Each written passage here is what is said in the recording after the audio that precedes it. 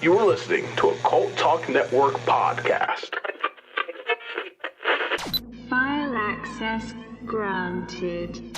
Welcome, all you believers, idealists, skeptics, and all those who question the universe around them. I'm Ty. And I'm Bailey. And this is Cult Talk Conspiracy, the Obscure Conspiracy Theory Iceberg, Part 2.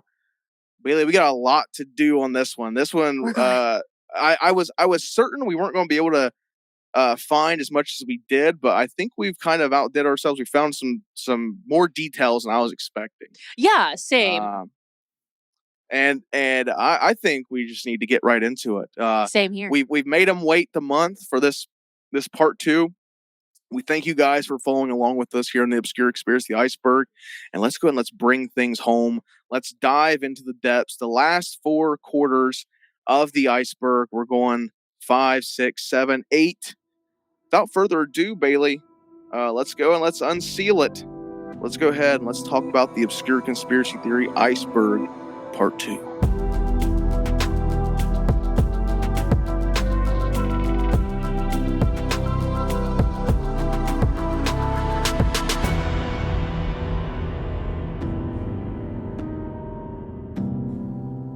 All right, Bailey, you ready to dive in? We're getting to the second half of this iceberg.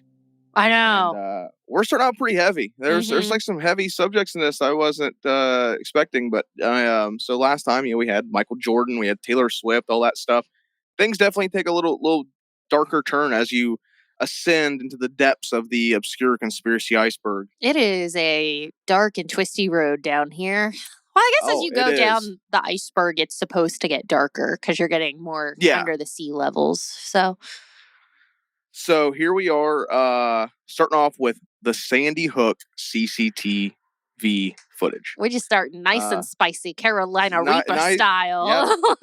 Yep, nice and dark.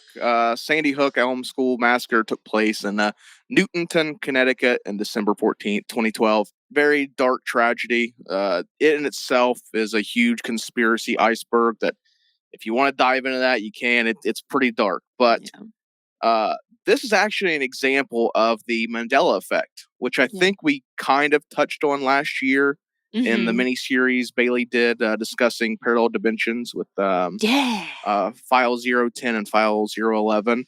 I think we kind of touched on the Mandela effect in there. We did a little bit. It was, like Mandela effect and like deja vu, I think were the 2 big ones we touched on. Yeah. Now, to sum it up, a Mandela effect is a memory you have of something that does not appear to be accurate, but you distinctly remember it to be true. And this is usually shared with a large number of people, and that kind of makes it this really unique phenomenon. So there are a lot of people who remember seeing the actual CCTV footage of the Sandy Hook shooter actually entering the building and beginning his massacre spree. Oh, no. Now, this is very unlikely because although the footage does exist, it is something that does exist, but it's considered to be so horrific that only a handful of people have ever had the unfortunate task of seeing it. Oh, no. So it's very unlikely that it would have ever appeared on any sort of news network or news publication. It would have never reached there because it's just so horrific. Mm-hmm. But there are a lot of people who apparently have the memory of seeing this footage of the shooter entering the building and just opening fire. Now, some people have kind of equated this as kind of maybe they're misremembering with the Columbine footage. Yeah. Mm-hmm. Which that is like you can find that easily. You can find the Columbine stuff. So people do have the theory that maybe it's just a misremembrance of these 2 events. They're 2 school shootings, highly publicized, covered a number of times in documentaries and video essays. So people do have the theory that maybe it's just misremembering the 2 things. But there are a lot of people who claim that though they remember seeing the shooter enter Sandy Hook and sort of spree. So it's just a very horrific example of the Mandela effect. I'm glad I don't have that memory of seeing it. So same. If you do, I'm so sorry. I'm glad I don't have that memory. I'm so sorry for you, buddy. That had such like an effect like worldwide. Like I remember the school that I went to was the very first school to ever get like, I think it was rumored it was armored glass. I think it was just mirrored glass all throughout the entire school. And we were like the first one to do it in Southern Ohio. And it was like such a big deal. But like, yeah, like fucking man, that would be awful. Sorry for you, buddy. Sorry if you have that memory, buddy. Yeah, absolutely. Next up, it's a very weird juxtaposition. We go from Sandy Hook. Now we're talking about some little car in the 1700s. Tell me something happy, Ty. So up next is the 1795 French Army car. I don't know if this is going to be happy, Ty. It's really nothing. It was. I was very just like, is what it is. It's one of those things where I did like my minimal amount of research. I just really didn't care. Yeah, I understand. Now, I understand. The French Army car. Now cars weren't really accepted to be invented until the late 1800s. Though some early poorly working steam ones were created as early as the 1600s. Now, this theory states that the French had an early working automobile that was used in military conflicts. Now, it was only used in support positions because it wasn't advanced enough for military action. But these vehicles were unfortunately lost to history. Now, despite giving a fairly big advantage in warfare, France also was the place where historically it's accepted that early automobiles were invented. So you do have that kind of caveat to it that maybe, despite whether or not these cars were actually used within military action, that France did have the ability to create these because that's where the early automobiles came from. So it's interesting. If you're a history buff, it's definitely worth looking up. I found two different dates when I was looking up 2 different years. It's either 1795 or 1751. Ooh. But there was, both of those kind of had reports of this car being used in military as a military support vehicle to transfer people back and forth. So interesting. Yeah, it would make sense because France has always been ahead of the U.S. Like, I mean, that's been a big thing in like fashion. Technologically, yeah. Yeah, but I think like technologically is your first. I'm like in fashion, they're ahead of us. Ty's like, no, they've got other stuff. But yeah. Anyway. Well, I guess the fashion does play into the war, I guess. Yeah, I mean, we have to, everyone's got to have an outfit, okay? It's all going to be matching. Everyone needs to be comfortable. We have to apply by the weather. No one's ever applied by the weather when it comes to a freaking war. Like, let's be real here. Anyway, I could go on a tangent. Now, up next, I was very interested in what this was going to be, and I was pleasantly surprised by what it turned out to be. So, this is the Yingkou falling dragon incident. Now, this was very interesting. It's a cryptid thing, and it's super cool. I've never heard of it before. I definitely want to dig more into it at some point. I don't know if it's going to make a full episode because it doesn't seem like there's a lot of information about it. But it is super interesting. It's definitely worth if you want to look more into it. I think it's definitely interesting enough to look more into.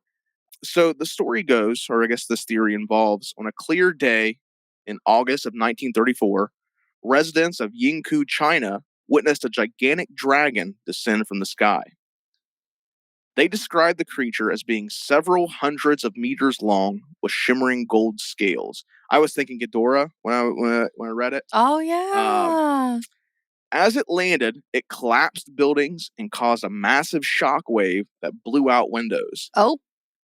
The residents fled in panic as the creature wreaked havoc on the city. It breathed fire and set several buildings ablaze, which spread throughout the city. Local authorities called for military assistance who were unable to combat the enormous dragon. After several hours of devastating the city, it suddenly just flew off. Fuck, man. Leaving Yingkou, China just completely devastated. Now, as epic as this sounds, unfortunately, there's never been any solid evidence to back up the story. Many people believe that what actually happened was this was a case of mass hysteria, that something like a storm or maybe even a meteor actually crashed in Yingkou and caused the damage. And people were just so shocked and devastated by what happened that there was mass panic. It was China. There's a lot of different lore in China that maybe they just picked up on this story of a dragon and concocted the idea of the Yingkou falling dragon incident. Now it's super interesting. I've never heard of this. So it's like a kaiju movie. That's awesome. We need a new movie. Yeah, Ty, we're going. We're doing it. I'm really surprised that there wasn't like a movie or something about it. It seemed very interesting. We're gonna do it. I could definitely see that. We're gonna do it. No one else is gonna do it. No one else take our idea. We're gonna do it. It would be cool if it like next, actually. Oh, I'm sorry. Go ahead. It would be cool if it actually traveled inside of a hurricane too. It's like King of the Bestest. Yeah. Anyway, yeah, that would be cool. I was thinking of Ghidorah when I read it. That's why I thought it sounds like Ghidorah. It sounds like him. Now, up next, again, we're going back to the world of school shootings. Because hey, I saw that. I went. We're here to have fun. Yeah, we are. We're doing it. We're doing it all. We're just gonna get the spice out of the way first, and then give you some nice milk toward the end. No. Now, I actually have like a lot of memories of Columbine. Like, obviously I wasn't there. I was in Ohio, but it was like I was in school when this happened. It was such a big deal. I remember like, it was all over the news. I have memories of this happening.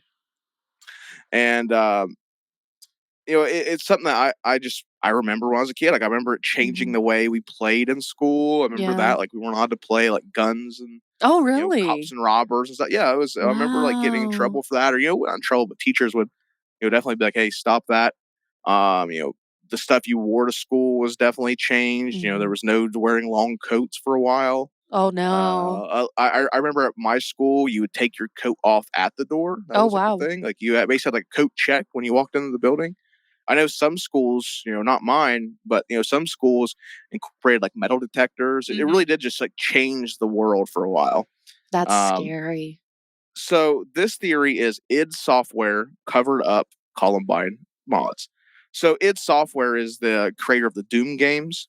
Oh, okay. Now in the wake of Columbine, a ton of media from the movie Natural Born Killers with Woody Harrelson, to 9 Inch Nails, and of course the Doom game were blamed for what had happened. And there are multiple reports that students and acquaintances of Eric Harris, was one of the killers, claim that Harris recreated Columbine inside of Doom. Oh no. So he used the software to create a 1-to-1 recreation of Columbine High School, and he would then use that to practice what they were about to do. Oh no. Now, strangely, all these reports disappeared within a year of the shooting, and the so-called recreations that were made inside the game were never found. Now, the theory goes that id, since if these mods were ever found, would cause a lot of issues with the company, they covered it up. Mm-hmm. They offered hush money to students who knew about it, and lobbied the local sheriff's office to destroy the hard drive that contained the mods. Now, multiple possessions. That's interesting. Is multiple possessions of the shooters were destroyed. That was something that the sheriff's office and those around the situation made a point to do, was basically destroy this stuff. They didn't want the jackets or any of that stuff being like memorialized, which you do like find. There is like these very dark parts of the internet that hold the Columbine shooters up to this high regard. Oh, gross. And they are referenced in like shootings that have followed as being like prime inspiration. So yeah, it's very, very odd, but I've actually seen these recreations before.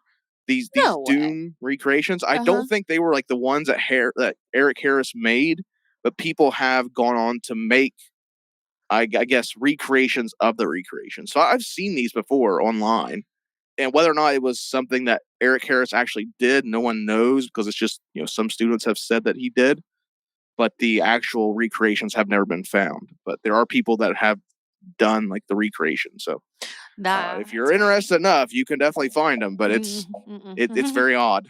No, thank you. No, thank you. Yep. I don't, that's gross. Nope. Don't like that. Next on our list, we have the original Minnesota Iceman, and I had no idea what this was. And then I'm actually going to build a bigger episode around it. But first, we're going to talk about what exactly it is. So you're going to get a little taster. So In the 1960s, a deceased creature was toured throughout the Midwest that claimed to be that of a Bigfoot. The creature had a dislocated arm and a missing left eyeball. Theories stated that hunters were responsible for the missing eye as well as the death of the creature. The dislocated arm probably came from after death, from where I was looking at research. Because when you saw it, because it would travel in like this little frozen box. Basically, it was this frozen Bigfoot that would be frozen, thawed, and then refrozen and rethawed every time it was every time it was put on exhibit, basically. And it was toured all throughout.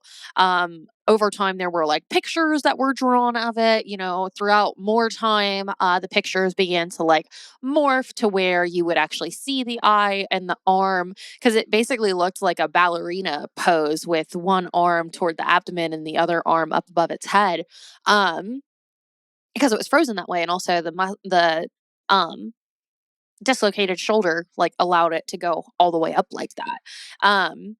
But anyway, you would see pictures of it in more modern times with the eye and with the arm looking more sort of in a natural position rather than like this weird sort of contemplated way. However, no one actually knows where it came from. No hunters really came forward and said, "Hey, yeah, I shot this thing. Come take a look at it."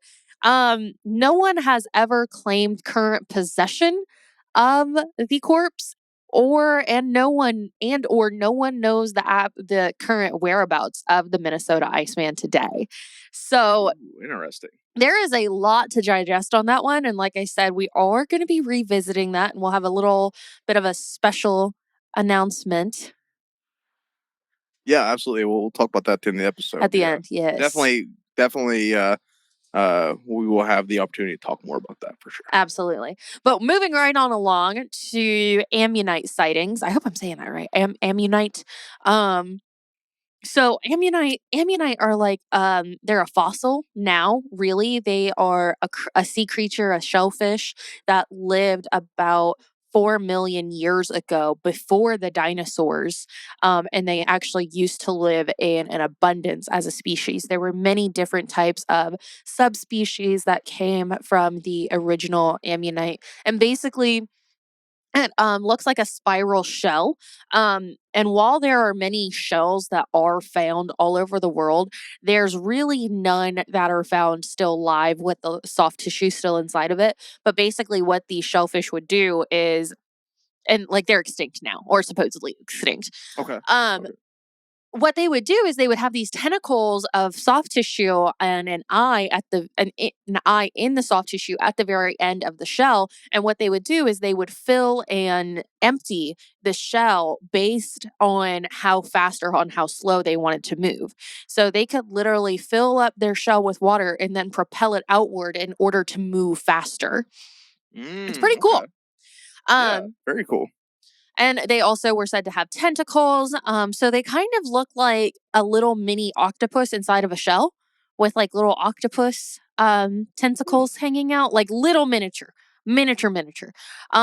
So there are believed to be about 30 different shapes of ammonite that used to live in the oceans. However, without the soft tissue being present, we really can't find anything with just the shells. There's really nothing that can be discovered from the shells. We need that soft tissue in order to study it more. Okay. However, like I said, this was supposed to be extinct. These ammonites actually were supposed to have gone extinct 66 million years ago, along with the dinosaurs, because basically, just a 50,000 foot overview of it, the meteorite that hit the earth and that wiped out all of the dinosaurs also wiped out a lot of ocean life along with that. So it wasn't just completely attributed to the land, it was everywhere that was within that radius of hit.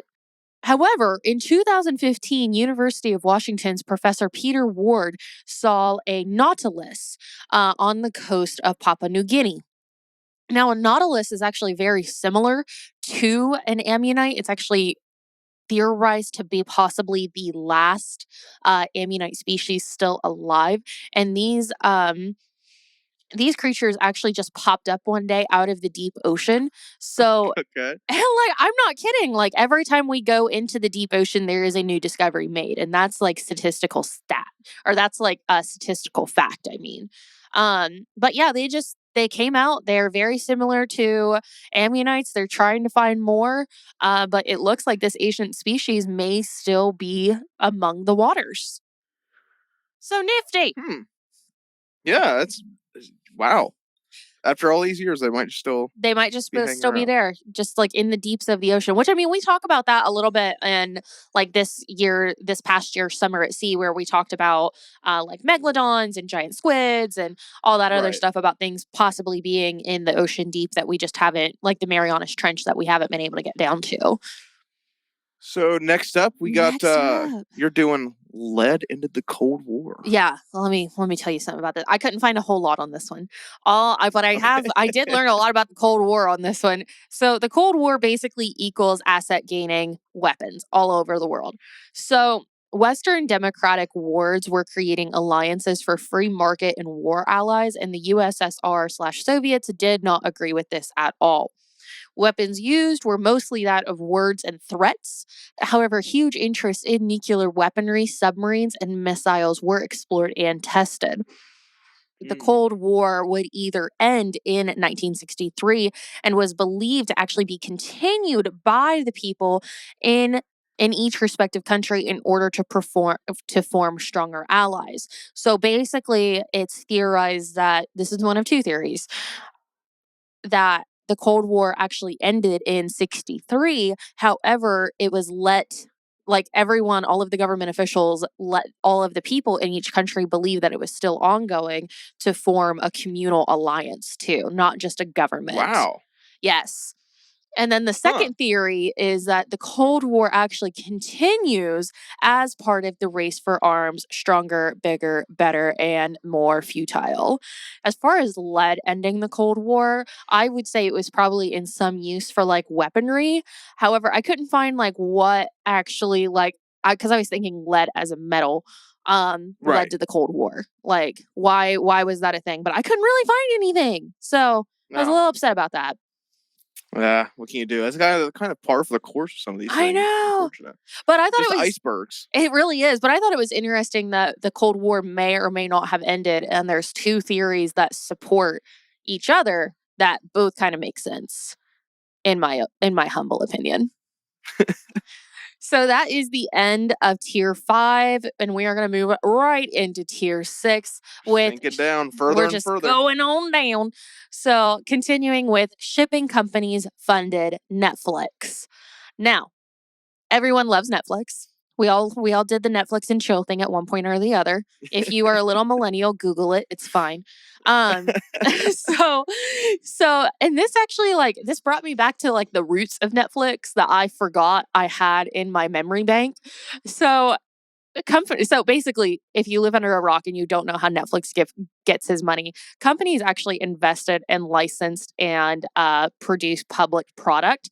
And this was how Netflix was kind of created back in 2013. Was they would invest in these products, either licensed, huge manufactured, or indie products as well. So at the time of 2013, when Netflix began as a streaming service, there were 220 million paying for the service worldwide. Today, they have a staggering 238 million paying for the streaming services. However, do you remember the Netflix boxes outside of the stores? Yeah, I never used those. But I remember Redbox when I do Netflix. But I remember having like friends who got like the little, like the Netflix by mail and shit like that. But I was never. Yep. I never did that. That's where I think it was funded by shipping companies, is because the company actually started as a movie rental business that would ship DVDs worldwide, and the customers would have to return it by a certain date through that exact shipping company. So, entrance queue for shipping companies funding Netflix originally. Okay, that makes sense. That actually does make sense. Little one there. Yeah. I mean, it makes sense on where your money might be coming from. And also, like, people wonder all the time, like, how is Netflix making so much money? What if they're still being funded by the shipping companies? In which case, thank you for going along with Netflix originals and sucking shipping companies. So enough on that. So this next one I have was kind of interesting. Pre-Columbian Serbian American trading. Now, the answer I have for this is there was a land bridge connecting the Americas and Eastern countries all together. And this would allow for not only trade, but also settlement into different countries, which today would appear to be quite a long and strenuous journey. However, if this happened during the time of a land bridge, it wouldn't be so strenuous and it wouldn't be so far away. So true. The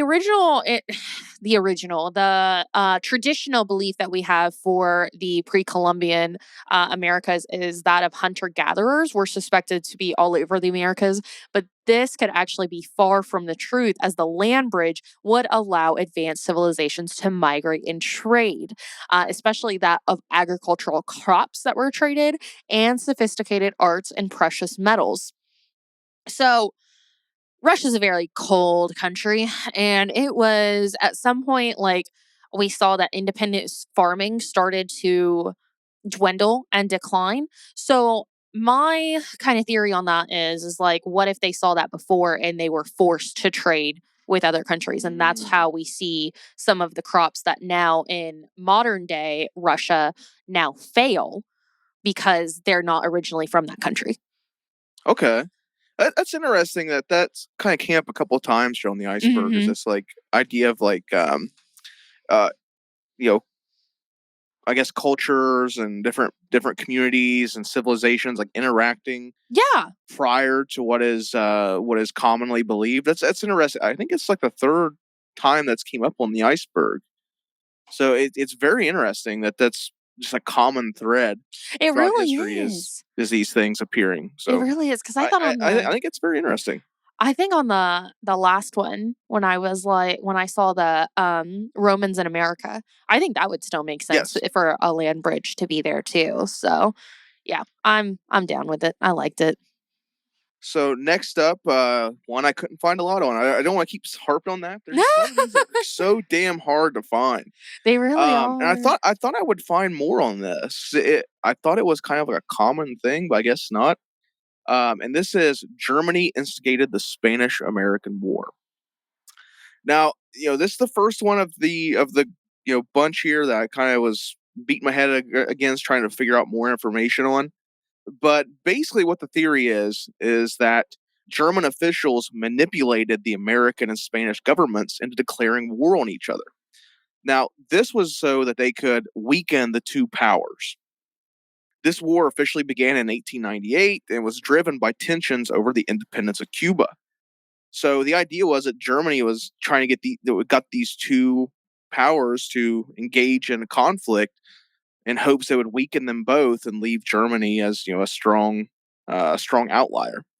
This conflict did ultimately allow America to gain Puerto Rico, Guam, and the Philippines. So it just further allowed us to spread our power. So if it was so the Germans instigated, it kind of backfired, in my opinion, because it just allowed America to gain more power. So. Yeah, and I mean, I don't remember if Spain ended up allying with Germany afterward, because I know during that time Germany did give aid to Spain at that time. Yeah. So I don't know if they ended up alliancing with them afterward or not. I don't know. That's a question for the historian out there. Yeah. I don't know. But that one would have been pretty nifty. It would have shown like how, I guess, corrupt when you're talking about Hitler, it's like, yeah, corrupt. Yeah, that's it. Anyway, like how corrupt he would have been to like start countries at war with one another when it's like, it's none of your business. Place for Hitler, because this was 1890. This was 1890. Oh, you're right. So it was well before Hitler. Well before him. But anyway. yeah. Next up was a cool one. The Descent, based on a true story. Say less, it's true. So The Descent is a 2005 survival horror film by Neil Marshall that tells the story of a group of cave explorers who entered cave, and there's creatures living within the cave system that begin to pick the explorers off one by one. So this theory is that though the events of the movie aren't actually based on a true story, it's not saying that there's these group of women entered and died, but it's more so that the creatures seen in the film are based on real creatures. Now, there are hundreds of reports you can find online of people seeing strange, pale, human-like creatures either in or near caves. Sometimes these are referred to as pale crawlers. States in the U.S., such as Wisconsin and Missouri, have rich histories of these creatures supposedly living in their cave systems. Now, while researching, I actually found a report from 2008 that says there was two men near Higgins Lake, Michigan. These guys were out camping. They were hunters. They set up camp near a cave, and they were attacked by these creatures, these pale, cannibalistic creatures. And they killed one guy. One guy survived, but was very badly wounded. And officially, it was chalked up to a bear attack. Now, there was rumors online that this attack was actually filmed and showed these creatures descending upon the two men and killing one, injuring the other. But the video was covered up by officials and has never been seen. So that was interesting. That was 2008 near Higgins Lake, Michigan. So it was very interesting if true. It kind of ties in because I think you can even find stuff similar to this if you start exploring the missing 411 stuff. I think there's things of this and people disappearing in or near caves. Yep. So it's fully plausible that maybe there is like a deeper running conspiracy behind this. So don't go to your caves. There's definitely a starting point for something there. Yeah, don't go near caves. Bottom line, don't go near caves. Don't. You're gonna get eaten. Next, which I've heard of this like a long time ago. Disney's lost fascist cartoons.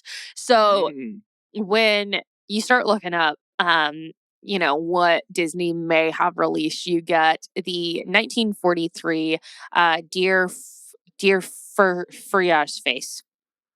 I forget what the anyway. It's what they called Hitler. It's a German name for leader. I think I know what you're talking about, but it's like Fuehrer, Fourier.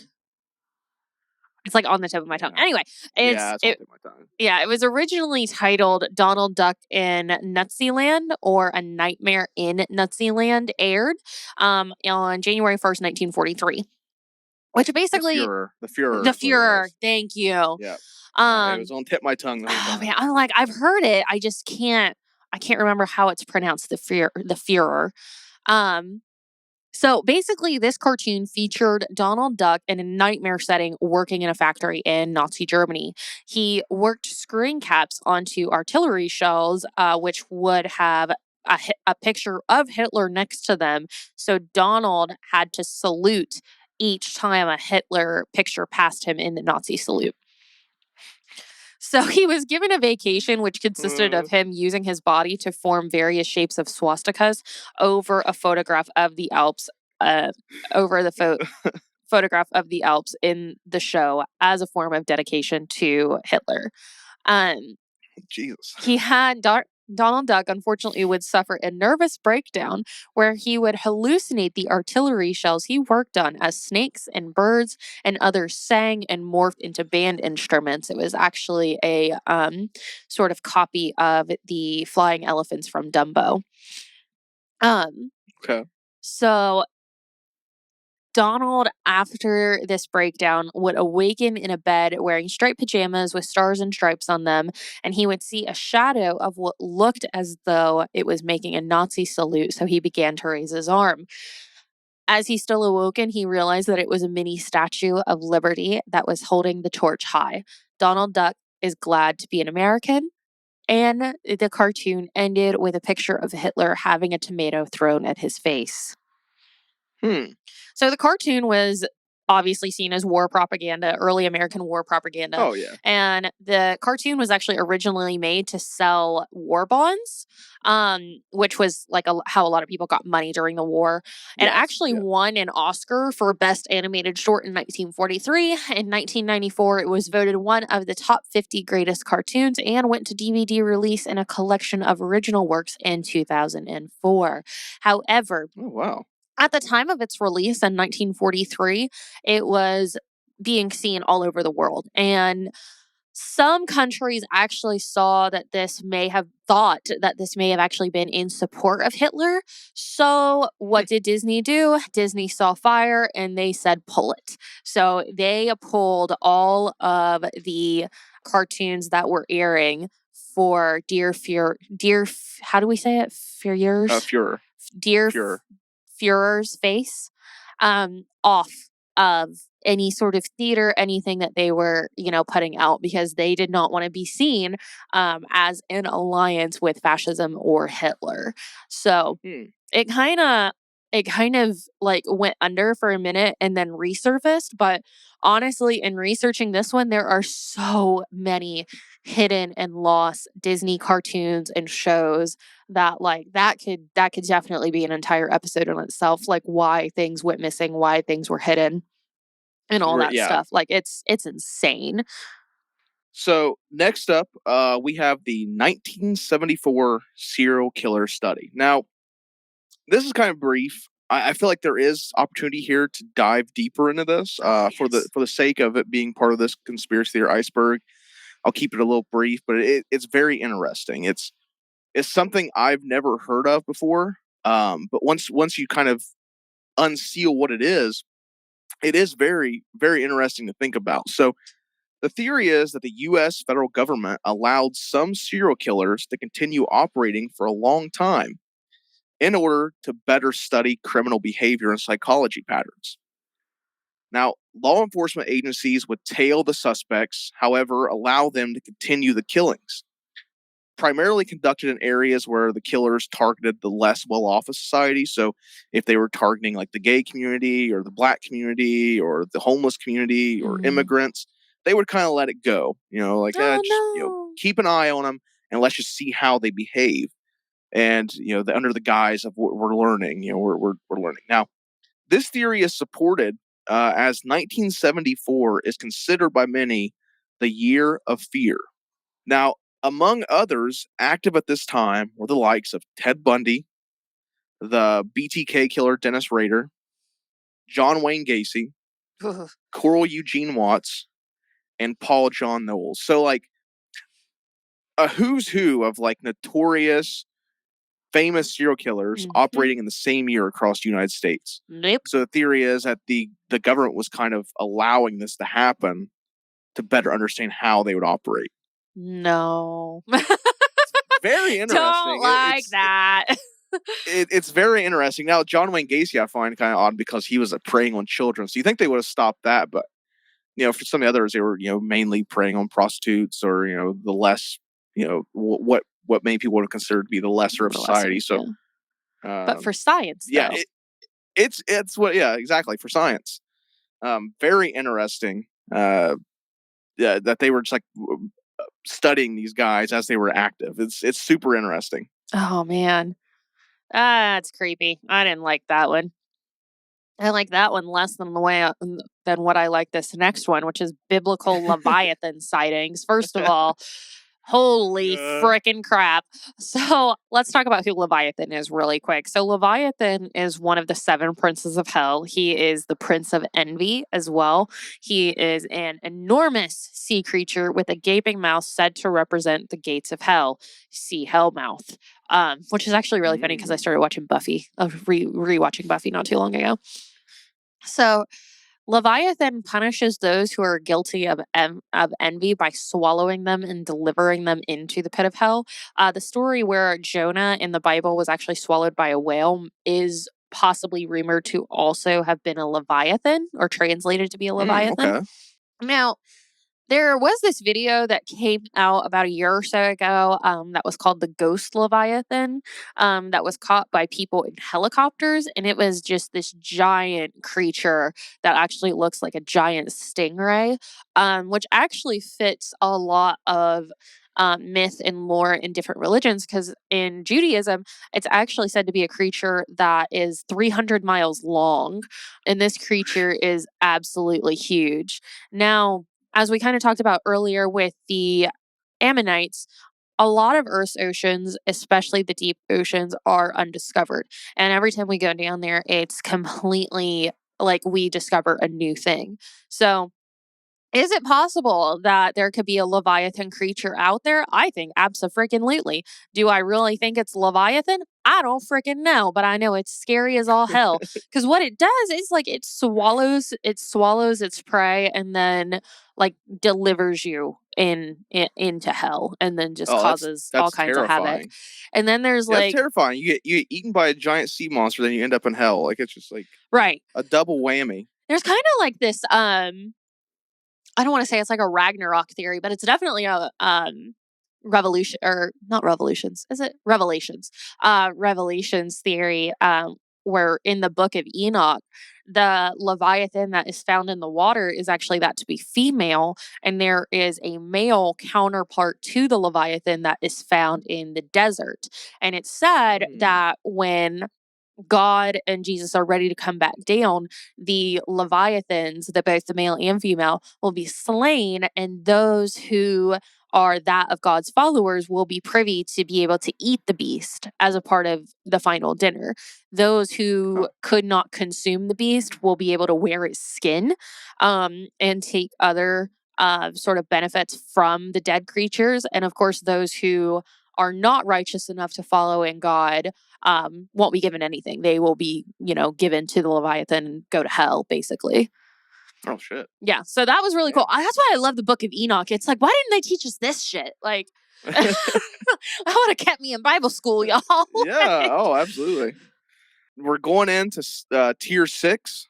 Or no, tier 7. We're descending into tier 7. So I'm sorry, guys. We're getting there toward the end of this whole iceberg experience, and we're kicking off tier 7 with the 1707 lost Japanese photo. Ooh. So the story behind this one, again, not a lot of info. Don't mean to be a broken record, but just trying to preference some of this stuff is brief because that's unfortunately all there is. Mm-hmm. So the story goes that there is a photograph allegedly showing Mount Fuji before the devastating 1707 eruption. Oh. Now, apparently the mountain was somewhat noticeably different before the eruption. Since photography wasn't widely accepted to have been refined until the late 1700s, it would imply that some sort of photographic technology existed before then. Now, whatever happened to it, if it even existed, is unknown. But it is something that is widely rumored of to have existed, and people have seen it at certain points in history. Oh, crap! But it's been lost. Oh, I hate that. Unseal the files. I get so upset when things get lost like that, because it's like, oh darn it. That's why actually I don't get upset. I do get upset. I do and I don't, because it's also it's a reason for me to keep hoarding things. It's like, what if someone in the future needs this? Anyway, because that's probably what that was. Someone's dead grandpa was lost media. Lost media. Lost media. It's a real thing. It's a real thing. Lost media. It's awful. Yep. Speaking of lost media, moving right along into the 6500 BC writings. Now, this theory is that some of the ancient cave paintings and writings that we find may have actually been documentation of an advanced language. Think about hieroglyphics. Now, again, not a lot on this one, because a lot of the cave paintings and writings have yet to be properly translated.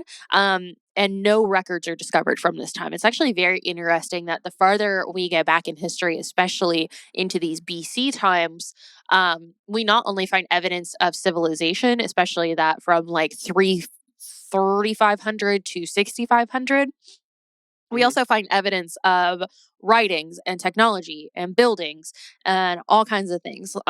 and when I say technology, we don't know what kind of technology. We just know that they were able to move a block that was literally like a ton in pounds on top of a thing, and it was fine. Can't do that today with everything that we have, Yeah. but they could do it back then. We don't know. So that's another one where we could like look a lot into ancient writings, and of course the ancient alien doctrine, which you guys all know that I subscribe to and I freaking love it. But such a shame also that like that kind of does form into lost media as well, because like even though we physically have it, we don't know what it means. Yeah. I mean, that's the kind of mystery of this stuff. It's like, where did it come from? Where did it go? Right. It's very interesting. Yeah. And like it's so sad too, because that's so much of just human history that we just don't have. And Yeah, it's just gone. It's frustrating. So frustrating. So next up, we have the Calvin floating island. Now, this was pretty interesting as well. The Calvin photo, or it might be Calvine photo. It's Scottish, so I think it might be pronounced Calvine. Is a formerly lost photo of an unidentified object over the Calvine Islands of Scotland. Now, the thing was pretty controversial and lost for years. Eventually, it was found, and a lot of people thought it looked more like sort of a floating island than a UFO. The manner it was said to move in was very bizarre, unlike any other object or flying vessel that we have, suggesting that some sort of advanced technology was present. Now, the photo was taken in 1990 by two hikers, and it's still considered to be one of the most clear UFO photos ever taken. It's very cool. You can look it up. It's the Calvine floating island photo. You can find it online. It's very bizarre looking, and it is like a clear, It's very clear. unmistakable image. It's very interesting. It's I had never heard of it, which was crazy because I have all kinds of UFO stuff. I've never heard of this picture. That's insane, because like you can see the details on that one too. Like, Yeah. oh my gosh, ugh, creepy. So going right along with the creep, we've got the 1930s Celebrity Zoo. So this happened during the United States recession in 1934. So celebrities and other filmmakers were laid off by the entertainment industry due to the recession. During this time, like no jobs were available. It was bad. Like it was absolutely terrible. Inflation was super high. Nobody could find work. Of course, everything like all the little extras shut down. Restaurants, travel companies, and of course, entertainment shut down because there was nothing to keep those entertainments going. People couldn't go and see the movies.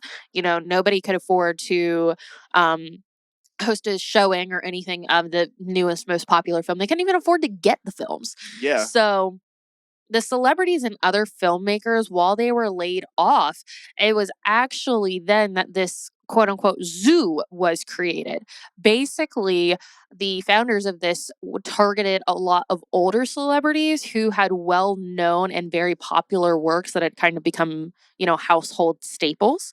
So the zoo would create nightclubs and sets for these celebrities to recreate their best and most famous works. And this didn't extend out to just celebrities and actors. It also extended out to musicians, hence the nightclubs, and they would actually build entire sets for plays to be conducted so scenes from certain plays could be reenacted. Now, I couldn't find a lot on if this made like any property or any money or anything like that, or like if this was just a thing that people could like go to and have a little bit of entertainment. Because I mean, let me tell you, like having entertainment during those times when nothing else feels like it's going right, just being able to escape can build such high morale. I don't really know, but this one was a really interesting theory. When I saw Celebrity Zoo, I was thinking modern day Oscars, but that's neither here nor there. So Up next, we have one that was really fun to look into. This is Antarctic Cryptozoology. ooh, Yeti. Now, this is basically the study of cryptids in Antarctica, as it would, as the title says. Now, although there are a limited number of sightings, it's because really there's just a lack of people in Antarctica. So the few sightings we have are extremely significant. Now, one specific sighting was a large mammal sighted by a Japanese ship that was said to rival the size of an entire island. Oh, Now, this is known as the Antarctic Godzilla, or the Kabagon is the Japanese term for it. Now, there are actually several other notable cryptids as well. We discussed last year in File 022 the Droning Deep. We talked about the bloop. That's considered to be an Antarctic cryptid. There is also Organism 46b, which I looked up years ago. I remember there being a kind of like a hoax that came out about Organism 46b a few years ago that kind of reignited interest in it. So basically, Organism 46b is said to be a venomous, 30-foot, 14-tentacled giant squid that was encountered in the underground lake Vostok. Now, Vostok is a pretty cool place. It's basically a giant lake that's frozen underneath the Antarctica continent. So think you have the continent, you have a solid sheet of ice that covers Antarctica, but underneath is this bubble, this like preserved lake where it's not frozen. There's water moving through it. I read a book by Steve Alton that's set in Vostok. So it's a very interesting location because we really don't have a clear idea of what is actually down there. It's just this preserved lake underneath the ocean, underneath the ice. So that's creepy. Now, Organism 46b was said to be encountered there by Soviet scientists. The creature supposedly used its venom, which could reach victims 100 feet away, to claim two victims. And it's rumored that the Russian military actually captured the creature to use it to develop weapons. Use its venom to make weapons out of. Now, there's also the hot-headed naked ice borer. Now, this is a small seal-like creature with a bony growth on its head that produces heat that it uses to bore into the icy terrain. I actually remember this thing. I have never looked into it too much, but I remember this because it was an episode of the Godzilla animated series that came out in like 1999. Oh, really? Right after the movie came out. Yeah, I love that. It's an awesome cartoon. But they actually have an episode where the hot-headed ice borer is one of the main antagonists. So, oh wow, that was fun. It kind of like sparked like one of those core memories from when I was a kid. Now, the most notorious Antarctic cryptid is probably the Ningen. The Ningen, the Ningen, however you pronounce it, is a giant pale humanoid aquatic creature that's been spotted by whale researchers. Now it's believed that various governments have an extreme interest in these creatures, that there's various detailed records of sightings, and that people who have reported it are silenced. Now, scientists who have reported seeing the creature have had their reputations completely tarnished, their careers ended, and any photos or videos of the Ningen are believed to be covered up by these various governments that have this extreme interest in whatever the creature is.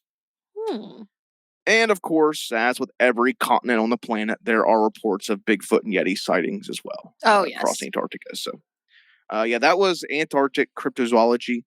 I love looking into different like countries and continents and just cultures to see like the cryptids that they have. Oh yeah. I love cryptozoology, and that's one of the funnest parts about it, is just seeing how different cultures represent these beings that science continues to deny, but there's just such a rich history in them. So it's always fun to look into that. I've never really looked too much into Antarctic cryptozoology, so it's kind of cool to take a little dive into that. So that was fun. I love the winter cryptids. They're really cool, and there's just something about the fact that they thrive in like such a desolate time of the year, or desolate areas of the world, that it's insane to me. So moving right along, we had the medical malpractice study. Now, this study basically revolved around how much medical malpractice or mistakes was actually happening. An anonymous study showed that 4% of deaths in the U.S. were in fact due to medical mistakes. That is a whopping 250,000 to 450,000 dying to medical mistakes done each year. Jesus. Now, in 2016, Johns Hopkins Medicine released an article stating that medical malpractice was the third leading cause of death in the United States. Now, I used to work in a hospital, I'm not gonna lie to y'all. I'm not saying that those doctors made a lot of mistake. Don't think I'm spilling some tea like that. But what I can say is doctors are also human, and there is a lot of stuff that comes up that even the doctors don't know how to do. I have literally seen doctors YouTubing how to do a procedure before going in and doing it. And that's not saying like, they're bad people or they don't know what they're doing. There's a lot. There's a lot. And like, so, I mean, just kind of devil's advocate for the doctors there. Like, sometimes, like, making a mistake is making a mistake. We're sorry you died, though. But it's just one of those things where it's like, yes, this can happen. And, it's one of those unfortunate parts that people do forget is, like, doctors are human and they do also make mistakes. Yeah. I mean, you're always kind of gambling when you go into these high-risk procedures anyways. Oh, my gosh, you don't yeah. want, And there's too much that can go wrong. in the mounds of paperwork, there is like a disclosure in there that clears the hospital of like any liability or anything if it goes wrong. There was one that I didn't work in, but I heard of. They would literally like be doing compressions from the OR into the ICU because if you died in the OR, the family could come after you for a lawsuit. Whereas if you died in the ICU, they can't come after you because you were technically in the recovery zone. You weren't on the table. Wow. So little sketch work there for you. Yeah. Yeah. I saw a little bit too much behind the curtain and I had to get out. I was like, oh no, this wasn't what I thought it was. Now to wrap up tier 7, before we get into the final depths of tier 8, we have material 13. Now, I tried to find more on this because it piqued my interest so much. But disappointingly, there wasn't much about it. So, it's very brief. It's very disappointing because it's such a cool concept. So, Material 13 is a material that's allegedly mentioned in CIA documents.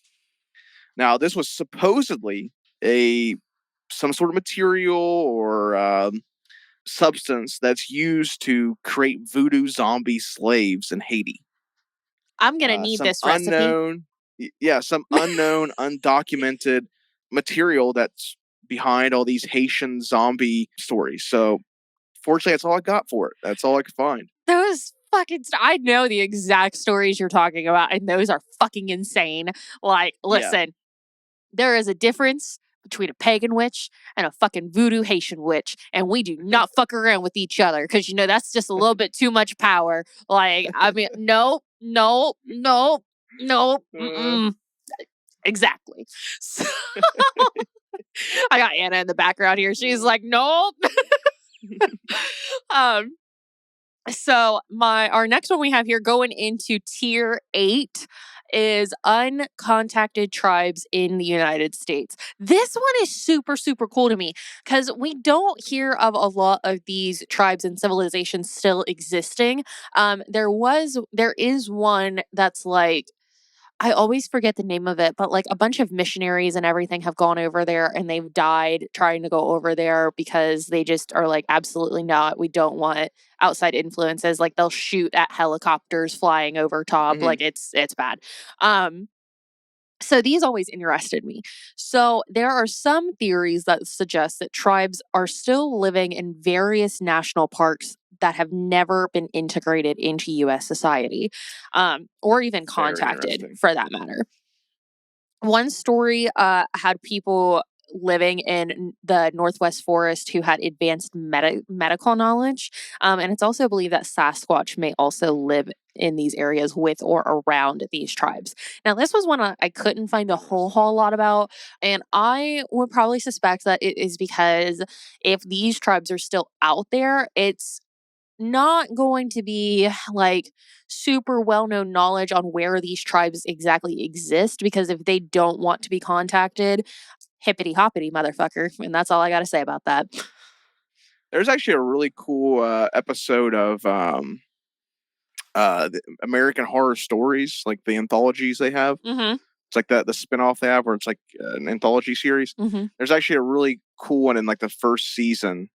It's kind of about like missing 411 lore and like the stories around it, like undocumented tribes. It's really cool. I forget what it's called, but it's a super interesting episode. I really don't like that show, but that's like the only one I like.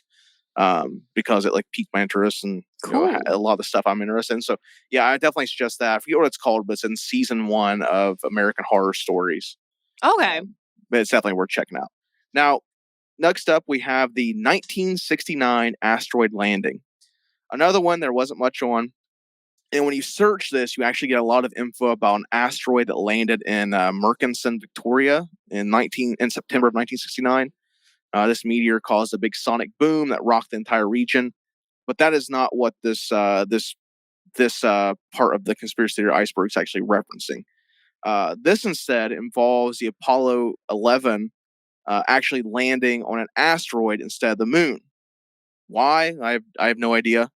An asteroid seems like a hell of a lot harder to coordinate a landing on than the moon. Yeah. But it's just another variation of the faked moon landing. So I don't know if it's like the asteroid is closer to Earth, or I don't understand what the exact intent would be to land on an asteroid rather than the moon. But it's apparently a theory that people have. I don't really get the idea behind it. Oh my gosh. My dear friend Jimmy was just telling me about a expedition, like a failed expedition to go to the moon. And like a lot of people are raising questions like, does that mean we never really went to the moon in the 50s? Or, like what's happening here? Like, why can't we get back? So, I mean, there's a lot that goes into like the moon landing didn't actually happen. That's probably been like one of the most requested I've gotten with just talking with people is to do the moon landing. Oh yeah. Yeah. Yeah, that's definitely a popular one. I can't break my dad's heart, guys. I'm sorry. I can't do it yet. I'm not prepared. So the Black Plague bioagent. So the Black Plague was initially spread by the Golden Horde into Europe and Africa as the Golden Horde transported goods on their trade ships. So the Golden Horde, the empire of the Golden Horde actually stretched from Eastern Europe to Siberia. And what's interesting is the plague actually did not originate from humans. It actually is, it's the bacterium survives within a wild rodent that populates all across the world.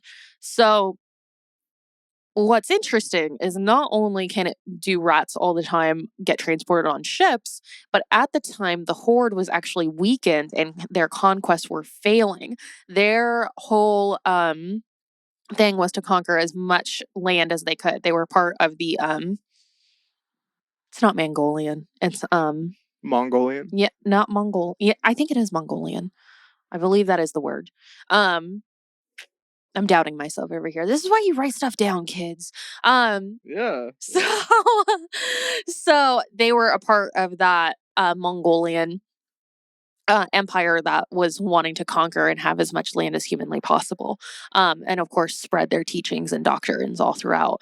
So the plague was also found to be an originate of South Asia, which the Black Plague could actually be one of the earliest, if not the earliest case of biological warfare, because where they were going into was unconquered land and their conquests were currently failing, and the Black Plague did not start spreading until after their trade ships had left. Which is all very, very interesting because when you can't cripple a country by force, disease certainly can. Oh, yeah. Yeah, absolutely. We did that during the colonization of America. Oh my gosh, yeah. Yeah, just so many diseases. Ugh. It's crazy. Like, you think of biological warfare and it's wild when you look at the history of it and how long that's actually been something that's been utilized. Because I think when you think of biological warfare, you think of like, scientists and, advanced laboratories with beakers and containment units, things like this. But like, no, like biological warfare is something that's been utilized throughout history for centuries. It's very wild when you actually kind of look into that concept. Oh yeah. Have you ever seen Outbreak? It's literally that easy as an animal that is not native to that country getting in and spreading those diseases. It is that easy. So next up, got a dark one. This is my last one for the iceberg. And I actually have like seen this quite a bit in like various like documentaries and video essays across YouTube. And this is the Dan Schneider 4chan whistleblower. Now, if you don't know who Dan Schneider is, he is a Nickelodeon Lifetime Achievement Award winner. He is the creator of such shows, or at least the driving creative force behind such shows as Drake and Josh, iCarly, Victorious, just basically an entire generation of Nickelodeon hits. He led the Dan Schneider Bakery, which is what his company was called, and they just could not stop producing hits around this time. Now, 4chan had discussions of Dan Schneider allegedly, say allegedly, because he's never been convicted of anything, but he allegedly was abusing children for a decade, and that's like through the 2011-ish area.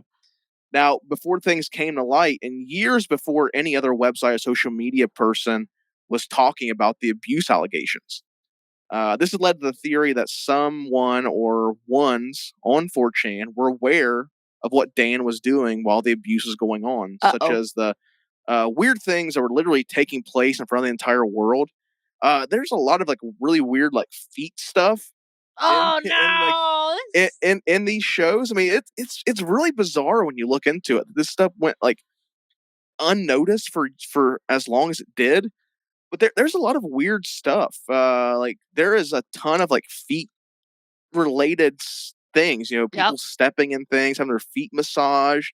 There was even a social media campaign they ran for iCarly, where it was like you as an underage viewer, you would send a picture of your foot with iCarly wrote across it. Why? You would send pictures of your feet to the iCarly social media platforms, basically collecting like underage child foot porn is the allegation. It's very bizarre, and it's one of those things. It's like this is stuff that was taking place, and everyone's just batting an eye. There's insane. also like some very weird stuff as you dig deeper into it about the Nickelodeon casting process. Nickelodeon has been for years, were very protective of hiding how they cast or keeping it vague how they cast for their shows. Disney, famously, they do pretty much open casting. But with Nickelodeon, it was like a more like secretive way they would pick their stars. And there was allegations, basically they would like, find like someone they found attractive, being underage, and they would basically just pay the parents oodles of money, where the parents were just like, fuck it, do what you want. Like, gross. So that's the allegations. But yeah, years before people really started to catch on of what allegedly was going on with these Dan Schneider productions, 4chan was having these open conversations about these alleged allegations. So if you ever look into it, you can find Dan Schneider, the iCarly stuff. Jeanette McCurdy is she was the star of, or co-star of iCarly, and she would then go on to star in Sam and Cat, which was the spinoff of iCarly. And she is basically like exposed everything about what was actually happening. She refuses to work with Nickelodeon or Dan Schneider in any capacity. And it's because she's been very open about what was actually happening on those productions. So very, very dark, very bizarre, but yet super interesting to see like how these things were going on such a huge platform. People were just like batting an eye to it. It's wild. That's crazy. Yeah, great. There's a podcast called Deep Dive, and they do there's a really good episode they did. I actually watched just recently about the Dan Schneider stuff. So if you ever want to check out that, go to Deep Dive. It's a great episode. But yeah, that's the Dan Schneider 4chan whistleblower. Who it is, no one knows. But they had enough information where it appears like they were either close to Dan Schneider or working on a Dan Schneider Productions. Oh, gracious. Very interesting. iCarly just got rebooted. Yeah, actually, and it's Dan Schneiderless. Like, there's no Dan Schneider involved.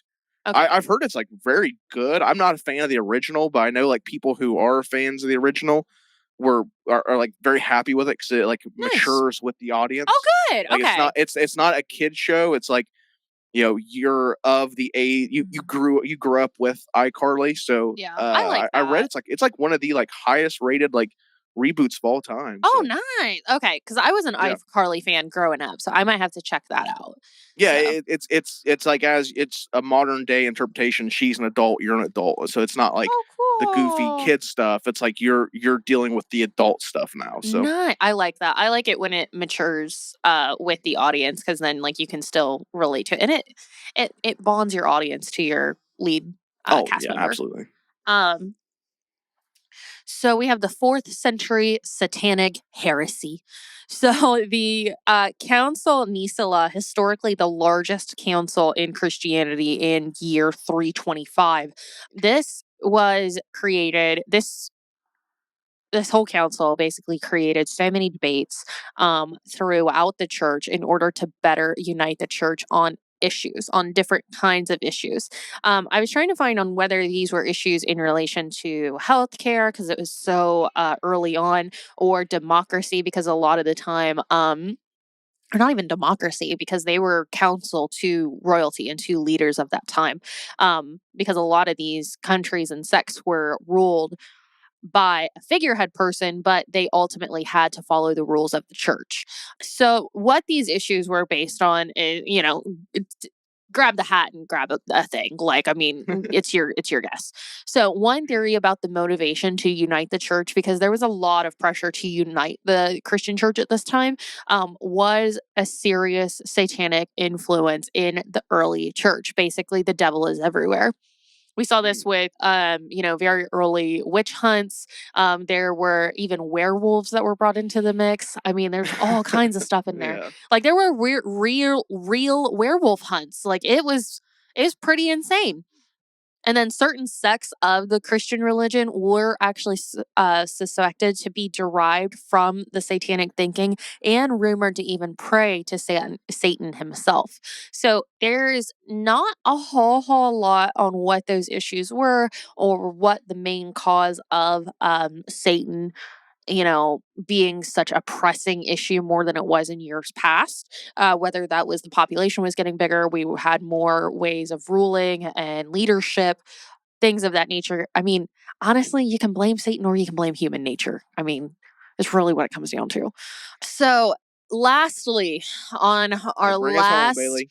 big conspiracy iceberg, my brain feels so heavy, is the 1934 nuclear testing. Now, this was actually really interesting, because the first nuclear weapon really wasn't introduced until 1938, 1939 era.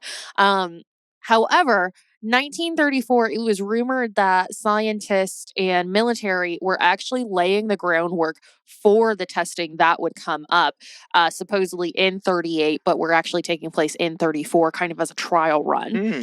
Okay. So this was like a smaller scale of nuclear testing. This wasn't like the full blown like bombs or anything like that. They basically just wanted to see, like, can we do it?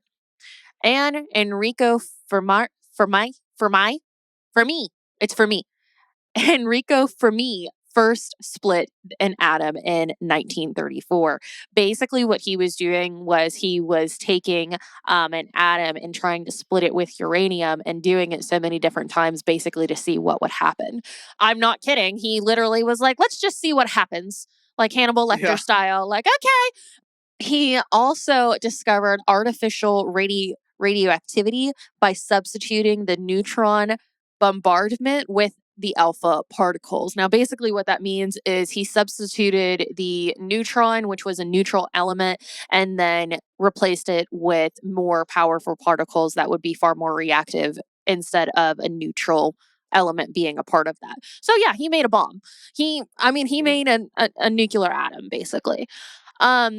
So Fermi's explanation was that multiple hydrogen atoms in the paraffin effectively slowed the neutrons to a state that permitted many more collisions with the atoms of silver. The next amazing possibility of controlled or harnessed radiation exposure by neutron bombardment was near.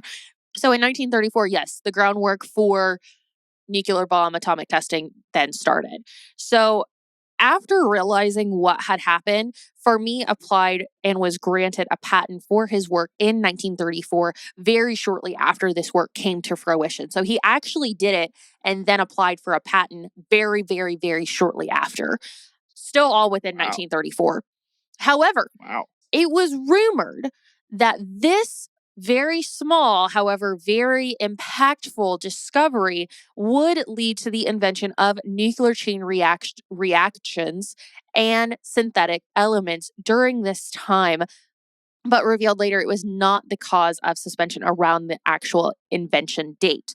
So basically what that means is, yes, we could have very well invented a nuclear chain reaction or synthetic elements in 1934, but not presented them until 38 or 39 until they were perfected. Oh, wow. So it wasn't as quick and speedy as what we think it was. Like, this was actually going on probably very early on in that decade. So in 1938, Fermi was awarded the Nobel Prize in Physics for his identification of a new radioactive element and for his discovery made in the connection with his work for nuclear reactions affected by slower neutrons. So he won an award for creating the, framework for bombs, basically. But I mean, hey, we wouldn't have known that. I mean, that's cool. But I love the fact that he was like, yeah, I'm just going to go in and see what happens. Yeah. Like, we're just going to, but I mean, that's what science and testing is, though. Like, you just go in and you keep testing and you keep moving forward until something finally happens, and hopefully you don't go poof. Right.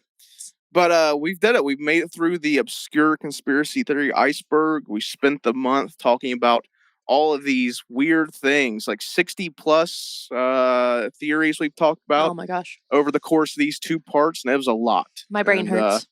Some very obscure stuff. Some things that definitely warrant more investigation. Next month, we're going to be doing something as well.